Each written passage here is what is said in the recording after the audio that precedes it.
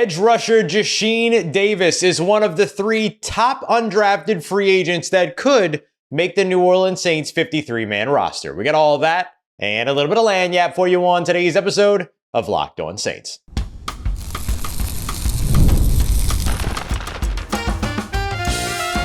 You are Locked On Saints, your daily New Orleans Saints podcast. Part of the Locked On Podcast Network, your team every day. What is good, Who Dat Nation and Who Dat family? I am your host, your friend, Ross Jackson, New Orleans native, your New Orleans Saints expert and credentialed member of the media covering those New Orleans Saints as a Saints beat writer over at LouisianaSports.net and Saints analyst with WWL TV. And on today's episode of Locked On Saints, even after the NFL draft and undrafted free agency, the New Orleans Saints are still in the market for a big-bodied wide receiver. Kellen Moore highlights what he likes most about Tyler Shough and 3 undrafted free agents that have the best chance to make the New Orleans Saints 53-man roster ahead of rookie minicamps. We got all that and much more for you on today's episode. So don't forget, whether it's your first time or your next time, we appreciate you very much for being here with us this time, making us your first listen and being an everydayer here on the show, which is a proud part of the Locked On Podcast Network, your team every day. Today's episode brought to you by our friends over at FanDuel. Right now, new customers can get $250 in bonus bets by simply winning your first $5 bet. Jasheen Davis out of Wake Forest, Marcus Jarn, the running back out of Delaware, and Easton Kilty, the offensive lineman out of Kansas State, are the 3 undrafted free agents that I want to highlight in today's episode as having the early best chance to make the New Orleans Saints 53-man roster. They've got some direct ways to go, and there's some things that we've seen the New Orleans Saints do in their past that kind of back this up. Although new training staff, new coaching staff, we'll see exactly how things go. But with that new coaching staff is one of the reasons why I start off with edge rusher Jasheen Davis. Jasheen Davis fits the mold of what it is that a pass rushing defensive end should look like from Brandon Staley's system. 250 pounds, 6'3". He's basically, and I keep bringing this name up all the time, but he's basically built like Leonard Floyd. But coming in out of Wake Forest, having a successful career during his time in college, ended up piling on a total of 22 and a half sacks during his time throughout his collegiate performance, and somebody that brings good athleticism, good speed to the edge, and does a very good job of getting after those quarterbacks, as we've seen throughout his time. I think I said 22 and a half sacks, 25 and a half sacks, my apologies. But also piled on 51 and a half career tackles for a loss as well. That is major. This is a guy who has had double-digit tackles for a loss in 3 consecutive seasons, has shown you the ability to produce both in run defense and as a pass rusher. And he's also got 50 games of experience. Remember, that was a big part of what the Saints draft class, right? Drafted rookie class looks like. A lot of players have more, every single one of them had more than 40 games of experience. Several of them had more than 50 games of experience. And the other box that he checks that the rest of that coaching or the rest of that draft class checks as well is health, durability. Missed only 2 games during his career due to injury, both of which in 2024. So at 6'3", 250 pounds, having the speed that he has, the ability to get around the edge, being able to run the arc, and being a guy that can finish at the quarterback, again, 25 and a half career sacks, I think that he's somebody that's got a legitimate shot. And maybe he's more so a shot to make the 69-man roster, right? Or 70-man roster if you include the roster exemption that you get for Charlie Smith, the kicker, as an international player. But maybe he's a guy that you consider for the practice squad more than you consider for the 53-man roster. But I think that he's somebody that has a chance to stick with the Saints beyond training camp. And he's one of the guys that I think has the biggest chance because he fits the mold of the new coaching staff. He fits the desires of the new coaching staff. He brings what it is that the new defensive coordinator is looking for, adding to this defense. And so I think I would give him a little bit of a leg up going into the early portions of the conversation. Another player, Marcus Jarn, coming out of Delaware, the running back. He's somebody that I really liked just throughout the draft process as a whole. Did participate in the Senior Bowl, so the Saints got an up-close and personal look at him during that time. 5'10", 193 pounds with 4.45 speed in terms of the 40-yard dash. The Saints like their undrafted running backs, and we've seen this over and over again. Jordan Mims 2 years ago, Savion last year. Now, the potential of a Marcus Jarn, somebody that comes in with 2,344 career rushing yards and 23 rushing touchdowns during his time, and had 48 rushes of more than 10 yards in the last 2 seasons combined. So he's got a little bit of that breakaway ability. He's got the potential for big plays, but he's also just a stout, smart running back. He is just one of those guys that finds the right hole, that is patient, lets things develop in front of him, and has the ability to get upfield quickly and leave guys behind, right? He's got the opportunity to break away, or he's got the capabilities of being a guy that can break away as well. So Marcus Jarn's absolutely one that I'm looking forward to seeing more of. Good receiving back out of the backfield as well. Not too much to show for when it comes to passing protection in particular, but having him out there as a guy that could potentially catch some passes out of the backfield is going to make him a fun watch during training camp and the preseason. And then we'll see what happens. You know, the Saints, like we said, they like their undrafted free agent running backs. And so does this coaching staff like their undrafted free agent running back more than they like the previous coaching staff's, plural, undrafted free agent running backs, right? And so there's going to be a little bit of Marcus Jarn's versus some of these other guys that are in the building. But I know a guy like Savion, like he loves the city. He wants to do everything he can to be here in New Orleans, wants to get more involved in the community, all that stuff.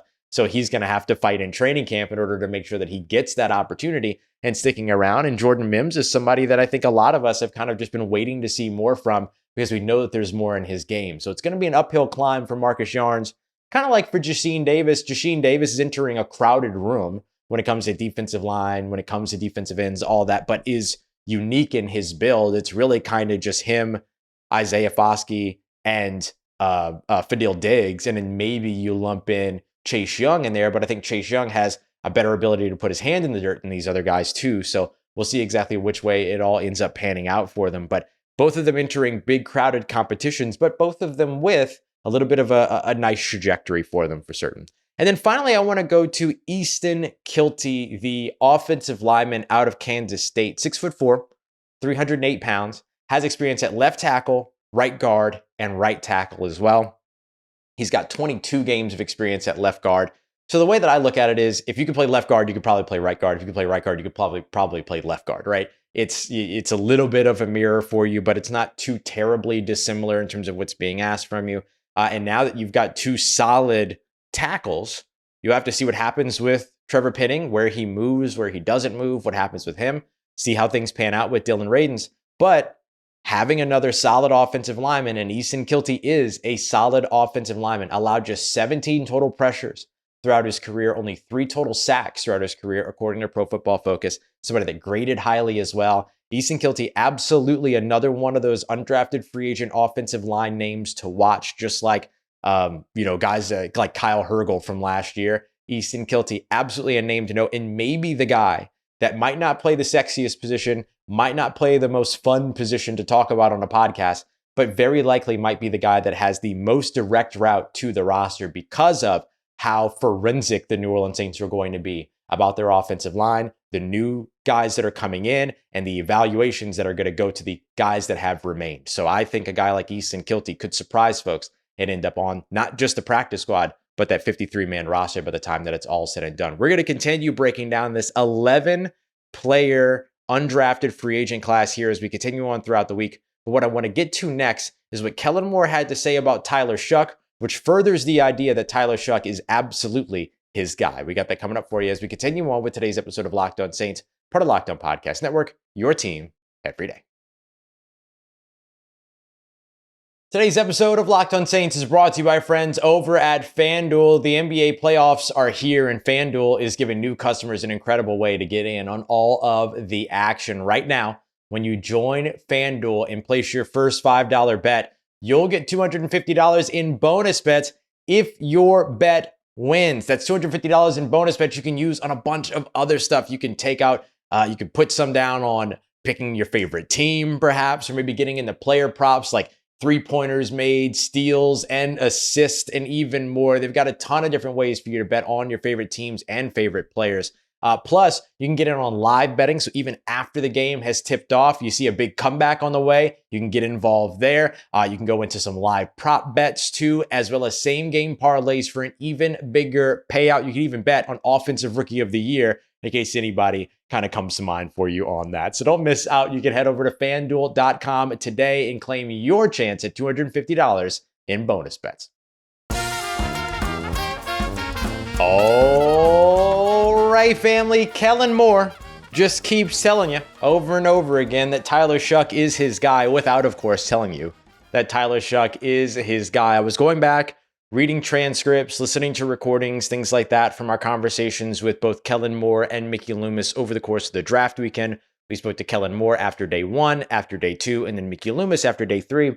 And while I'd already kind of started to turn the page over to taking a look at some of the things more kind of forensically that a guy like Mickey Loomis was saying about the draft class as a whole and Derek Carr's quarterback situation and all these other things, I did make the decision to go back to some of the Kellen Moore stuff, and I'm glad that I did, because something really stood out to me, and it's funny because they were my own questions, but something stood out to me in terms of the way that he discussed what it is that Tyler Shough does that kind of makes him, for lack of a better phrase, what makes him special, right? What it is that makes him the guy that this coaching staff and that Kellen Moore identified as the guy that they wanted to go after. And make no mistake about it, that's exactly who Tyler Shough was. I believe they had Tyler Shough above Jackson Dart. I believe that of the quarterbacks that were available at pick number 40, Tyler Shough was the guy that they wanted, hence why they selected him. Duh, Ross. And considering the amount of talent that was still on the board at 40, clearly they thought very highly of Tyler Shough and believed that other teams thought highly enough of Tyler Shough to take him at that point, as opposed to waiting around to see if he would be there at 71 or potentially trying to package 71 and 93 in the third round in order to move up back into the second round to grab Tyler Shough, which is a trade I wouldn't have been super upset about, but I do think that it's a good thing that the Saints took 9 different draft picks, addressed a bunch of different position groups, all those other things, if they still got the quarterback that they wanted. And the more that I read some of the stuff that they mentioned, the more that I looked at some of the other things that are going on when it comes to, when it comes to Tyler Shough and what the team's talking about and all these other things, it just becomes more and more evident that he's exactly the guy that they were going after. And this is one of the quotes that I think really kind of put it over the top for me in terms of solidifying not only the fact that Tyler Shough was clearly Kellen Moore's guy, but also that Tyler Shough is very likely to be the Saints starting quarterback sooner rather than later. The only question mark becomes, is Derek Carr going to be back in a black and gold uniform? And I highly doubt that he will be. I think things turn over very quickly to Tyler Shough. And so I wanted to highlight some of the things that made me feel that way. It's easy to look at Tyler Shough's tape and see there's 2 things that are easy. It's easy to go on social media and see 2 clips that constantly revolve around Tyler Shough saying, here's how bad Tyler Shough is. And it's that combine throw as well as the kind of underhanded panic under pressure throw. The combine throw I really have never cared about, couldn't care less about, all those other things. Louis Riddick kind of talked about it as well, that like he said he was trying different things. He tried, it didn't work, then he moved on. There's like a bunch of other throws from the combine that are way better than that one throw. But of course, it's just the one throw that continues to make the rounds. And then similarly, the big, it's really, for me, the one that's actually more concerning out of both of those is the crazy, like, underhand lofting pass under pressure and all those other things. But he didn't do that a second time. He didn't do that a third time. He didn't do that a fifth time. So we'll see where things go with him. But I think it's easy to find those things. And it's easy, if you do the extra work, to find the things that make him stand out. The NFL size, the NFL arm, the ability to, rifle passes in, but also have touch, understand how to throttle his passes, understand how to enhance his passes when he needs to, and understanding of how to utilize his 4.63 speed and athleticism, his ability to extend plays and play out of structure while also playing in time and in rhythm. All of that's there on tape. But I wanted to know from Kellen Moore what some of the things that are hard to see on tape might be, but that Kellen Moore sees because he himself is a former NFL quarterback. And one of the things that he highlighted was that he's got a lot of tools at the line of scrimmage. He said, quote, he had the ability to check in and out of plays, some of those intangible things that I think are very valuable. So he talked about his experience doing things like that, being able to check in and out of plays, manage the game at the line of scrimmage, all of that. And so I asked Kellen Moore why that was important, but without asking why it's important, what I really wanted to know and get to the bottom line of was, is that something you're going to trust your quarterback to do, whomever that quarterback might be?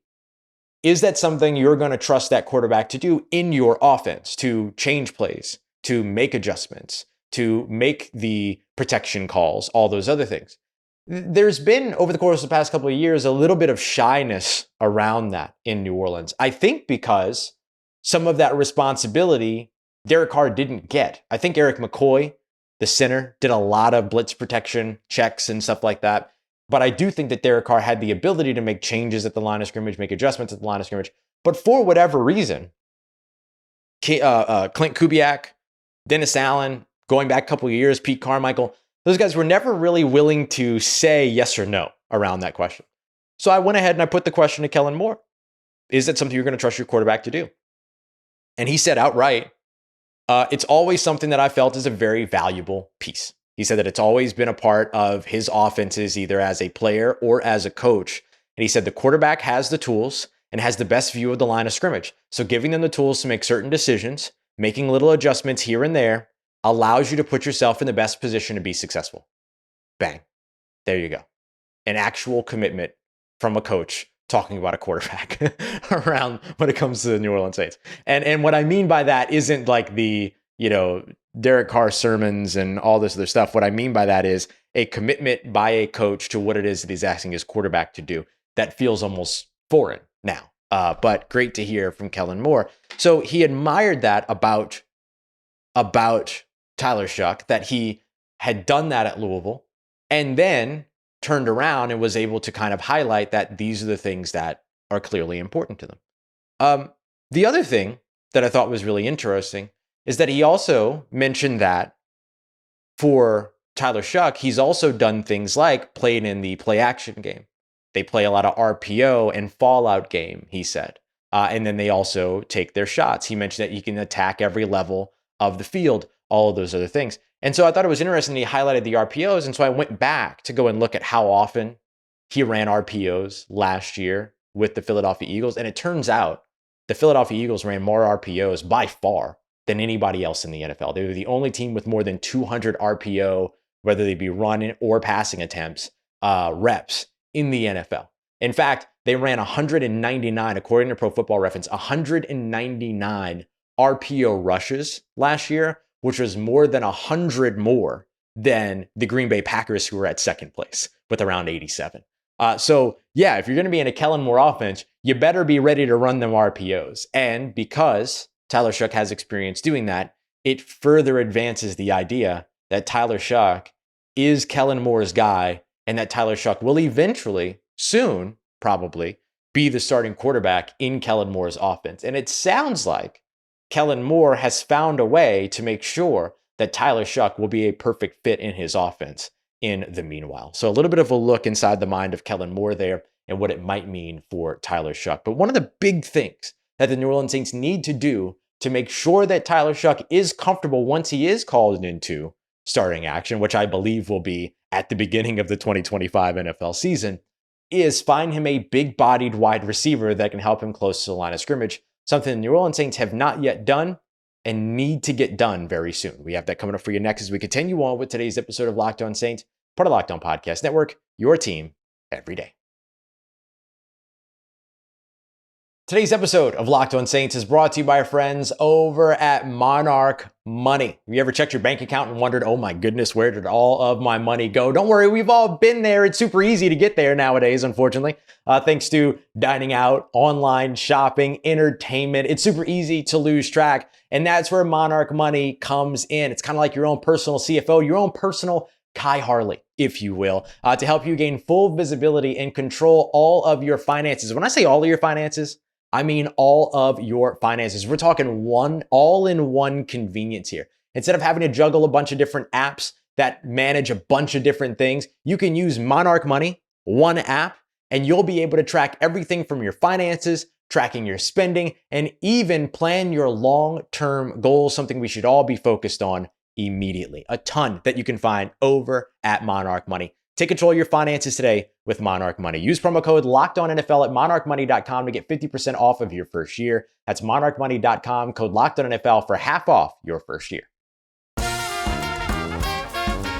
Let's get it, Who Dat Nation. The New Orleans Saints still have not gone out there and gotten themselves a big-bodied physical presence to help out presumably, their young quarterback. I do think that there's still a perfect fit or a couple of perfect fits out there in free agency, but it is surprising to see that they weren't able to get that done over the course of the NFL draft. It was clear that the Saints were in that market, that was a position that they were going to be looking for. And Mickey Loomis, as I was going through those recordings and re-listening to things and stuff like that, effectively confirmed that himself when he spoke after day 3. One of the things that he mentioned was that there were some wide receivers that they were keeping an eye out on and that they were kind of tracking and hoping to take, but that ended up going off the board a little bit before them, he said, and they got taken a few picks above us, so it just didn't work out, for instance.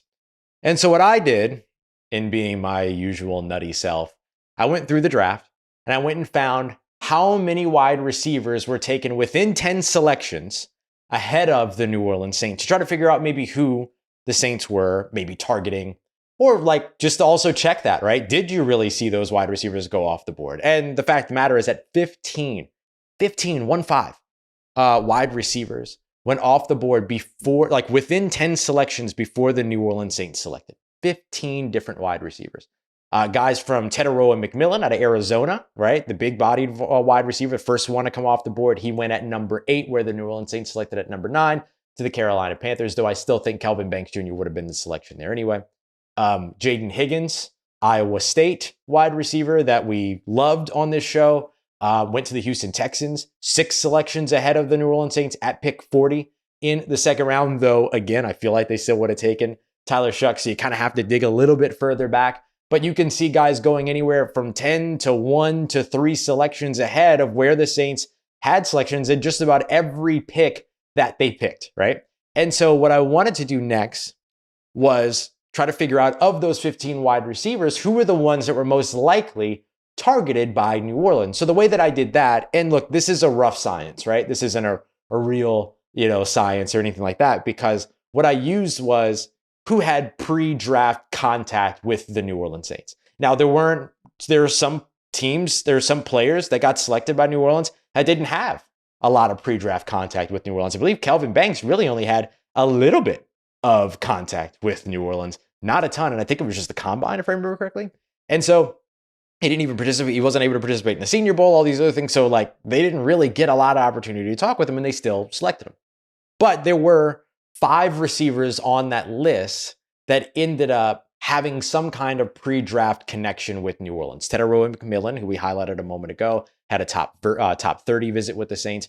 Arkansas wide receiver Isaac TeSlaa, one of the guys that we really liked, had a top 30 visit. And then Savion Williams out of TCU, who has this really diverse background, flexible, can be used all over the offense. He also had a top 30 visit. And then Junior Bergen out of Montana, the kind of smaller wide receiver, had a top 30 visit. Meanwhile, Arian Smith, the speedy wideout from Georgia, had dinner with the team, or was amongst a group of Georgia players that had dinner with the team. And there was some pro day conversation that happened there as well. Now, who are the ones that kind of fit the mold of what it is that the New Orleans Saints were looking for? Well, then you kind of have to look back at what are some of the things that the Saints were targeting in this year's NFL draft. And a couple of metrics included players that played over 40 games in a season, players that hadn't missed a lot of time due to injury, team captain connections, all of these other things, season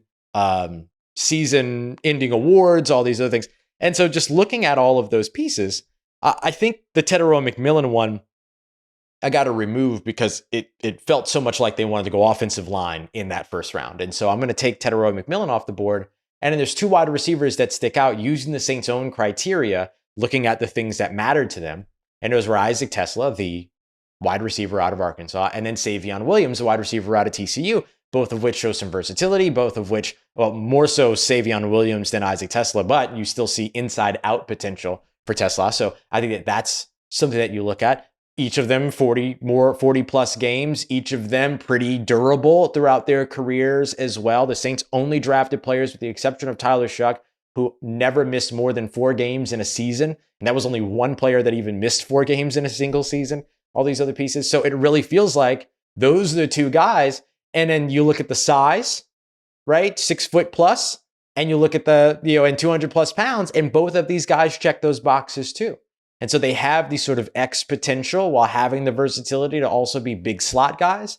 and all those other things. So it feels like those two might have been the top options for New Orleans in this year's draft. Isaac TeSlaa ended up going to the Detroit Lions at pick number 70 overall soon after. So that was one selection before New Orleans picked at 71. And then before the New Orleans Saints were back up on the board at 93, Savion Williams went to the Green Bay Packers at pick number 87 overall. So I believe those are the two players that ended up being the targets for New Orleans that they were hoping might get to them. It might have taken them, depending upon how, who else would have been taken in their place and how that would have affected the rest of the board. Maybe could have taken them, but did see them go off the board a little bit early. And the Saints were clearly not in a trading mood this year. 9 selections, 9 picks made. First time since 2015 where they made all 9 selections. They didn't even trade future draft capital this year. And now they're also in line for an extra 4th round pick, thanks to a compensatory selection with Paulson Adebo signing with the New York Giants. Like, they're not spending stuff. And that's probably a good thing. The only thing that they really did draft pick wise was that they traded next year's 6th round pick to get Devon Godchaux earlier this offseason. But then they picked up an extra 4th round pick, compensatory pick, if that holds. So what do the New Orleans Saints do now, you might ask? Well, I still think Keenan Allen should be the target. I know Keenan Allen's not like necessarily the most like physical wide receiver out there. When I say like big body, I think people are thinking like DK Metcalf types and stuff like that. That's not necessarily the case. You just need somebody that has the mentality of being a veteran receiver that can be crafty, that can work close to the line of scrimmage and go out there and make some tough catches. And I do think that that is still very much something that a guy like Keenan Allen can do for the New Orleans Saints. And Keenan Allen has some overlap with Kellen Moore. Amari Cooper's out there as well, but Keenan Allen to me feels like the guy that best kind of fits this locker room, that best kind of complements what it is that the Saints do have in guys like Chris Olave and Rashid Shaheed and Brandon Cooks, a lot of speed. He's been around guys like Jalen Guyton, for instance, and stuff like that. He knows kind of how to complement those receivers. And the last time that those two were together, Kellen Moore and Keenan Allen, it wasn't so bad for Keenan Allen. He had the 3rd most targets in his career in a single season. He had the most receptions, 108, in a single season. He had the 2nd most receiving yards in a single season with 1,243, and then tied his total for the 2nd most touchdown receptions in a single season in his career with 7. Now, I don't think he's got to be asked to do all of that here in New Orleans. He's dealt with some injuries lately, things like that. You probably want to lighten the load, and that's okay because you've got Chris Olave, you've got Rashid Shaheed, you've got Brandon Cooks. I think the idea here is to find some veteran, big-bodied, experienced player that makes your rookie quarterback's job a little bit easier should he be the starter, and that complements the rest of the guys around you. And I think a guy like Keenan Allen can do that without having to be kind of like the workhorse wide receiver, thereby extending his impact over the course of a 17-game season. So if I'm the Saints, much like I'm calling up Teddy Bridgewater, I'm calling up Keenan Allen as well. The big question is, does Keenan Allen want to play in a place where he's got a young quarterback and all these other things, or does he want to go somewhere where he has a chance to compete in the twilight of his career? Completely understandable to take the latter and not take the former. The New Orleans Saints are not going to be seen or projected as that competitive team when it comes to a championship. So if that's what you want, go somewhere else for certain. However, if that's not necessarily the thing that's most important to you, and you want to be able to play a game that you love, you want to be able to be in a place that's familiar in terms of being with a coach and a system that's familiar, and you want to be in a place that knows how to utilize you, that certainly feels like the right spot, or this certainly feels like an acceptable destination, let's say it that way, for Keenan Allen. All right, coming up in tomorrow's episode, I highlighted 3 undrafted free agents that I think have the best chance early, but who are the 3 sneaky guys that could potentially end up making the roster? And do we have a punter battle? Yeah, we'll dive into all of that in tomorrow's episode of Locked On Saints. We appreciate you very much, as always, for making us a part of your day, part of your routine, for saying yes to me in the show. If you see me, please say hi. Need anything else on your New Orleans Saints in between these episodes, make sure you follow me on your favorite social media at Ross Jackson, NOLA. Hit me up. Let me know how the family's doing. Let me know how you're living. Let me know how you're momming them. And trust you, that nation. I'll holla at you.